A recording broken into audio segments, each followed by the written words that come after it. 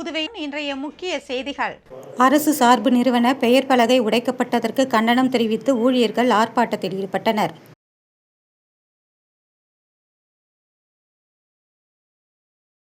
புதுவையில் மேகவெடிப்பு ஏற்பட வாய்ப்புள்ளதால் அனைத்து துறையும் எச்சரிக்கையாக இருக்க வேண்டும் என்று மாவட்ட ஆட்சியர் குலோத்துங்கன் அறிவுறுத்தியுள்ளார்.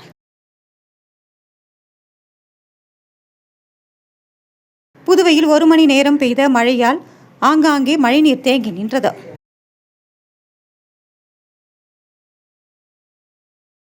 ஊசுடு தொகுதியில் பல்வேறு நலத்திட்ட பணிகளை சட்டமன்ற உறுப்பினர் சாய்ஜே சரவணன்குமார் தொடங்கி வைத்தார்.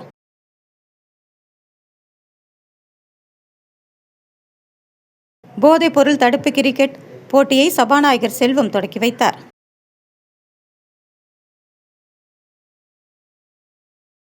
தேங்காய் தீட்டில் மஞ்சள் நிறமாக குடிநீர் விநியோகம் செய்யப்பட்டதற்கு கண்டனம் தெரிவித்து போராட்டம் நடத்தப்பட்டது.